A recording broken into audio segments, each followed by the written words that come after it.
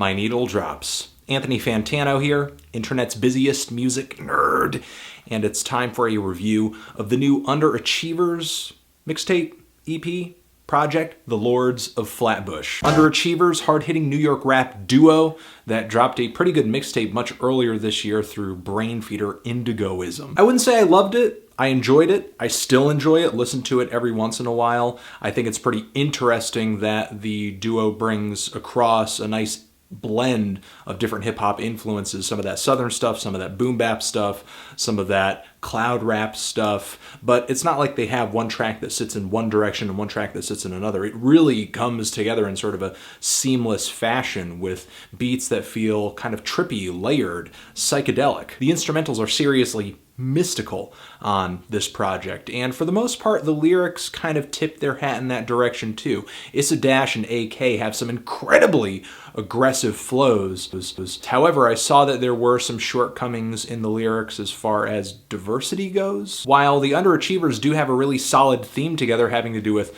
souls and third eyes and just higher levels of thinking, of course a lot of drug use as well, it feels like a lot of the tracks are more based on buzzwords than they are narratives or just some really quotable lines. Still, I dig the Underachievers vibe. I'm looking forward to when they drop another full-length project into the future, but it seems that we have this little EP-sized deal with Lords of Flatbush to kind of hold us over. Some production on this thing done by Lex Luger, trap music titan. Lex Luger, kind of a risk factor for the Underachievers. A lot of people who sort of perceive that music to be ignorant see the Underachievers being at kind of a higher level mentally. And I feel like jumping on with Lex for this project has its positives, it has its negatives. For one, I do not find the instrumentals on this tape to be as wonderfully melodic as the stuff I was hearing on Indigoism. However, it is a little more hard-hitting, it is a bit catchier. Sometimes AK and Issa settle their flows down into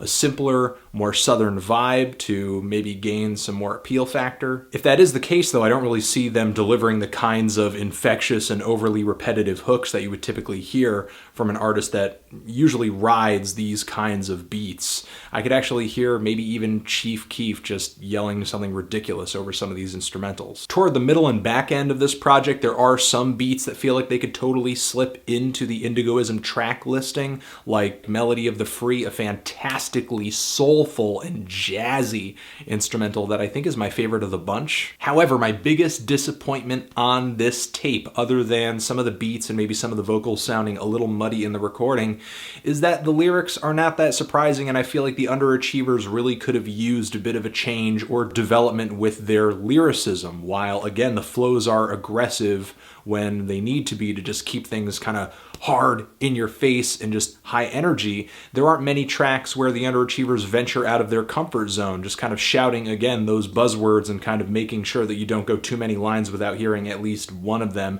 There are some tracks on here where it feels like the Underachievers do try to come together with a concept, like the song Fake Fans or Melody of the Free, which are tracks where the Underachievers really try to dissect the fame that they've received since the Indigoism tape got so popular, dealing with people who are into their stuff but maybe not ride or die. I guess overall I was just a little underwhelmed by this thing. I was hoping that the Lex Luger production, because I heard that this tape was coming through the woodwork, would be a bit more hard-hitting.